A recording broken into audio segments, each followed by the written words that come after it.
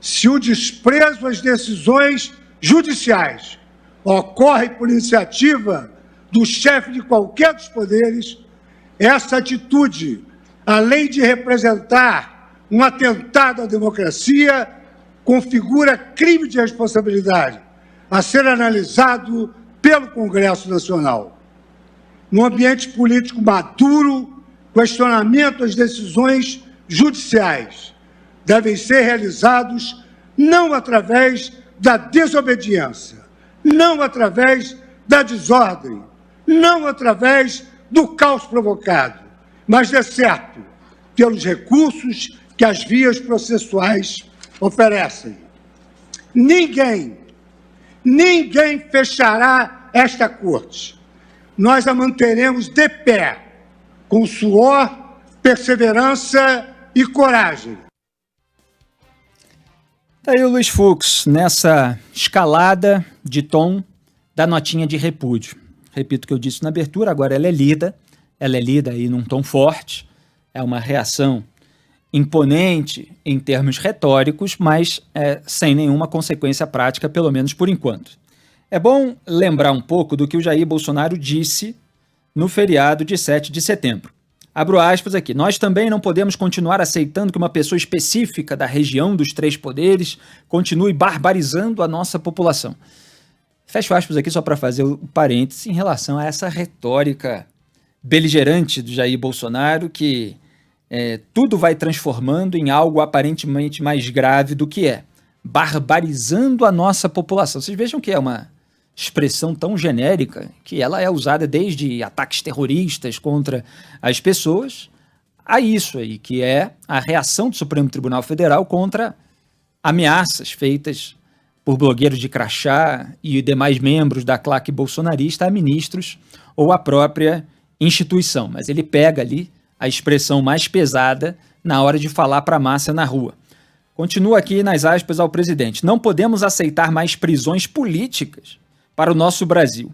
Ou o chefe desse poder, e aí ele se referia a Luiz Fux, enquadra o seu, se referindo ao ministro Alexandre de Moraes, ou esse poder pode sofrer aquilo que nós não queremos, fecho aspas. Então, ou esse poder, o poder judiciário, representado pela mais alta corte do país, o STF, faz aquilo que Jair Bolsonaro quer, ou ele pode sofrer aquilo que não queremos. Obviamente, é uma ameaça golpista. Jair Bolsonaro está flertando com um golpe de Estado. Muito bem. Aí a gente volta para a declaração do Luiz Fux, da qual vocês ouviram um trecho. E eu vou repetir, para poder analisar, uma parte daquilo que vocês ouviram. O STF também não tolerará ameaças à autoridade de suas decisões. Aí agora chama atenção. Se o desprezo às decisões judiciais ocorre por iniciativa do chefe de qualquer dos poderes, quer dizer, Luiz Fux se referindo ao desprezo às decisões judiciais manifestado por Jair Bolsonaro. Essa atitude, além de representar um atentado à democracia, configura crime de responsabilidade a ser analisado pelo Congresso Nacional. Ficou uma certa ambiguidade nesse parágrafo aí lido pelo presidente da Corte, Luiz Fux, porque ele fala em desprezo às decisões judiciais. A ameaça que Jair Bolsonaro fez de descumprir eventuais decisões do ministro Alexandre de Moraes, que ele fez, não está aqui nesse trecho que eu li, mas foi feita também pelo presidente no ato de ontem. Se esse desprezo, a questão da ambiguidade que eu estava apontando é o seguinte: esse desprezo está manifestado pela ameaça, ou esse desprezo só existe se vier uma decisão que Bolsonaro descumpra? Quer dizer, já é crime de responsabilidade e atentado à democracia, nas palavras do Fux, as ameaças que Jair Bolsonaro fez, tanto de um eventual golpe de Estado contra o Supremo, quer dizer, pode sofrer aquilo que não queremos, quanto o descumprimento das ordens. Essa que é a questão. Porque ficou uma coisa aí meio vaga, uma zona cinzenta. Desprezo às decisões judiciais. Isso inclui já a ameaça feita, ou vamos esperar Jair Bolsonaro descumprir ordens para aí sim tomar uma atitude contra ele, mesmo que ele incite esse descumprimento às ordens, mesmo que ele incite um eventual golpe de Estado, mesmo que ele mobilize massas para reivindicar o fechamento do Supremo, mesmo que ele mobilize massas que acabem se não flertando com uma invasão, quebrando ali uma grade, empurrando, dando pontapé, falando a respeito de invadir o prédio institucional do Supremo Tribunal Federal e do Congresso Nacional. Então há uma zona cinzenta em cima da qual o Congresso Nacional poderia decidir. Só que o Congresso Nacional tem como presidente da Câmara Arthur Lira. E já vamos falar dele, de como ele está se abastecendo com cargos, emendas e com a impunidade, toda essa tríade fornecida pelo governo do presidente Jair Bolsonaro. Dito isso, preciso fazer aqui, porque estive de folga segunda e terça-feira, um pouco mais de análise sobre os atos bolsonaristas de 7 de setembro. Primeiro, essa distorção do próprio significado do 7 de setembro. Aliás, Dom Pedro estava de viagem a São Paulo quando recebeu a carta de Maria Leopoldina, sua esposa, a então princesa, a respeito das novas exigências portuguesas num decreto que tinha acabado de chegar ao Rio de Janeiro, e ela defendeu que ele declarasse a independência, o que ele logo fez às margens do Riacho Ipiranga, em 7 de setembro de 1822. Jair Bolsonaro queria que o povo nas ruas, ele chama de povo, né? Mas na verdade as pesquisas têm demonstrado que é uma parcela minoritária da população, por mais expressiva que possa parecer uma manifestação que ocupe alguns quarteirões. Ele queria que esse povo fizesse o papel de Maria Leopoldina, que esse povo desse a autorização para ele ser aclamado o imperador do Brasil e que possa finalmente governar sem ser atrapalhado pelo Congresso Nacional e pelo STF, como reza a cartilha, a propaganda da claque bolsonarista que estava sendo repetida nas ruas em 7 de setembro. Aquelas pessoas estavam ali supostamente para defender as liberdades. Agora, a liberdade, o conceito de liberdade de expressão, de crítica e até de imprensa, ele precisa ser defendido contra tentativas reacionárias de distorcer esse conceito, embutindo nele ameaça à integridade física, ameaça à vida humana, ameaça à democracia e a própria incitação ao crime. E é isso que ele está fazendo, se aproveitando de um conceito vago, elástico, muitas vezes mal definido e mal interpretado e mal entendido pela população, para levantar uma bandeira em defesa da civilização. Acontece o seguinte, vamos pegar aqui como exemplos, cheguei a listá-los rapidamente de manhã no Jornal Band News Rio, primeira edição, mas os ouvintes de outros estados não escutaram. Alguns exemplos de prisões preventivas decretadas antes dessas manifestações, nos dias que a antecederam.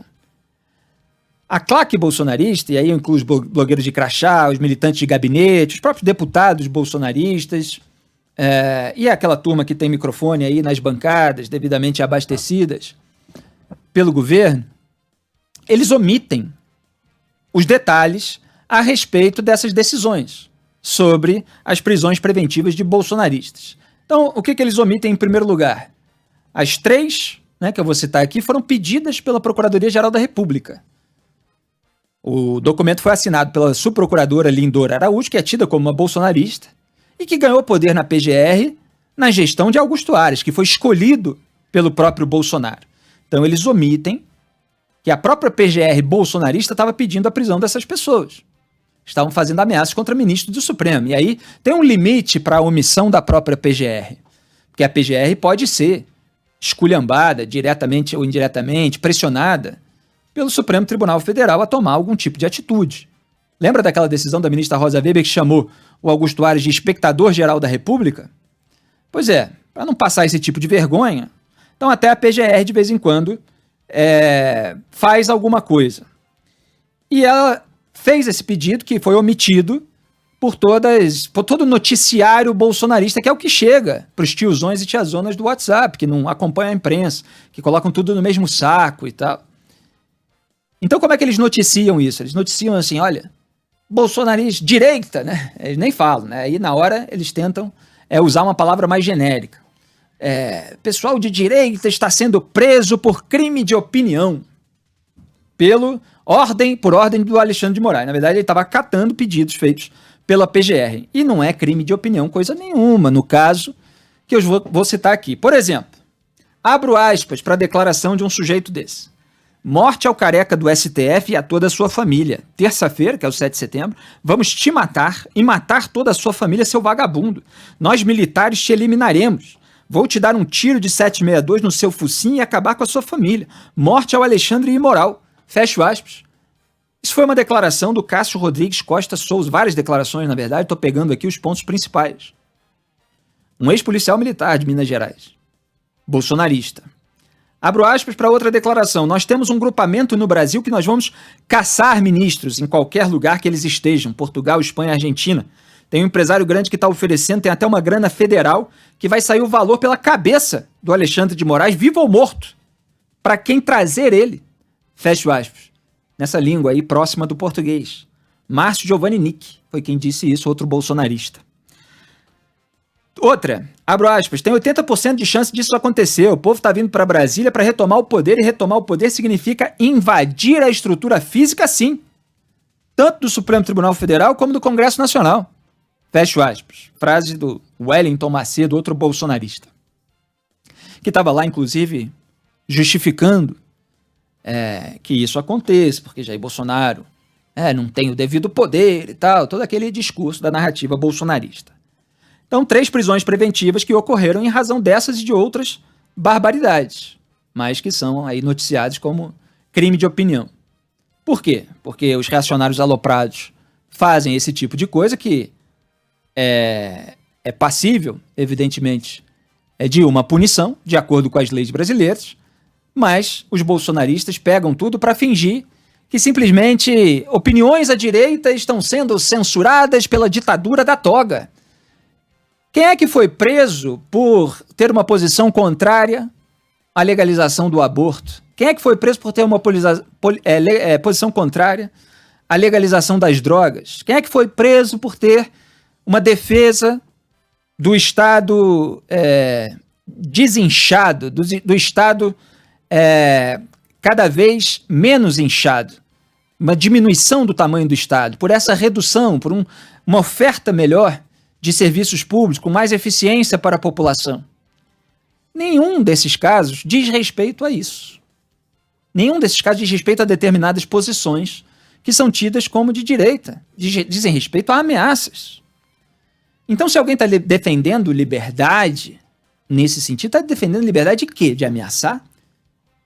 De ser desinformado por comunicações em massa de mensagens mentirosas para acobertar, muitas vezes, a sujeira de um governo, atacando a reputação daqueles que trazem verdades incômodas, mas que contrastam com a imagem que essas pessoas fizeram daquele político, daquela liderança, de todo aquele grupo. Então, desde que avançaram as investigações sobre a apropriação criminosa do salário de funcionários fantasmas nos gabinetes da família, que a distância entre a propaganda bolsonarista e a realidade, ela foi aumentando.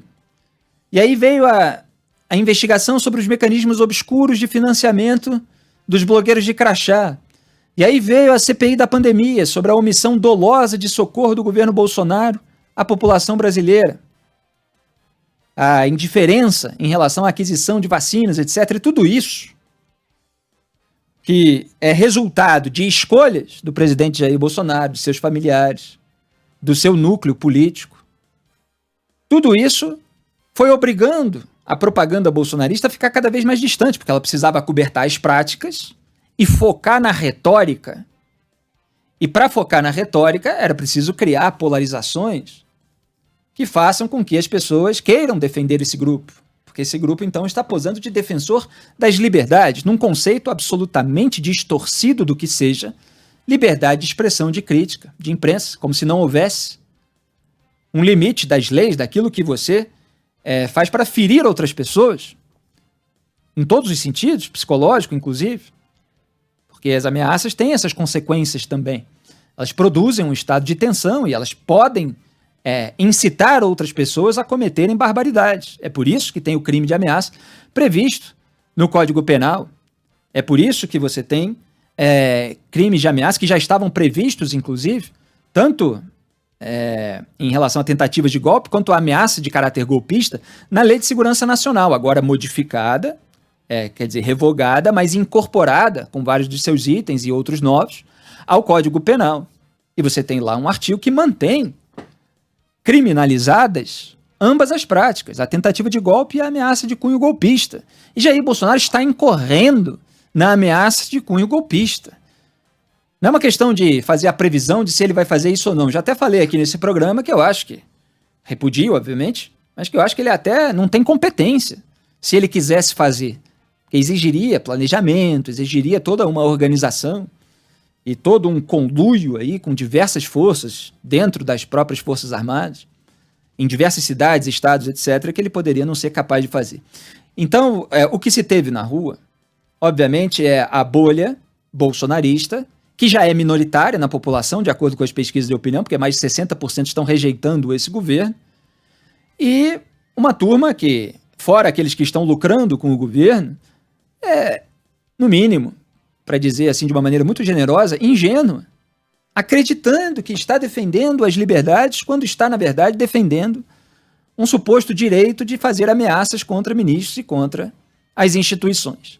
E aí você tem 2 inquéritos, só para concluir, o inquérito dos atos antidemocráticos, que também foi pedido pela PGR, e você tem o inquérito das fake news. Esse aí foi aberto pelo Dias Toffoli, que a família Bolsonaro blindou. Lá atrás defendemos a CPI da Lava Toga, e a família Bolsonaro enterrou a CPI da Lava Toga, pressionando os senadores a retirarem assinaturas, e Flávio Bolsonaro não assinou o requerimento de criação. E bastava o requerimento para que ela fosse instalada. Imagine a repercussão. Um dos focos era a abertura do inquérito das fake news por parte do Dias Toffoli. Bolsonaro defendeu André Mendonça, seu escolhido na AGU, que endossou o inquérito das fake news, falando no direito garantido pelo regimento interno do STF. Augusto Aras, escolhido pelo Bolsonaro na PGR, também defendeu esse inquérito. Só quando o inquérito alvejou ali a militância bolsonarista, em razão dessas barbaridades, desse reacionarismo aloprado, é que ele começou a se voltar. E em vez de voltar, agora voltando para a declaração do Luiz Fux, as suas baterias por meio dos recursos institucionais e democráticos, não. Ele precisa mobilizar a massa com uma ameaça que paira no ar de um possível golpe. Porque pelas vias institucionais, e a CPI é uma via institucional, o Senado tem o dever de fiscalizar a atitude de ministro, ele não quis.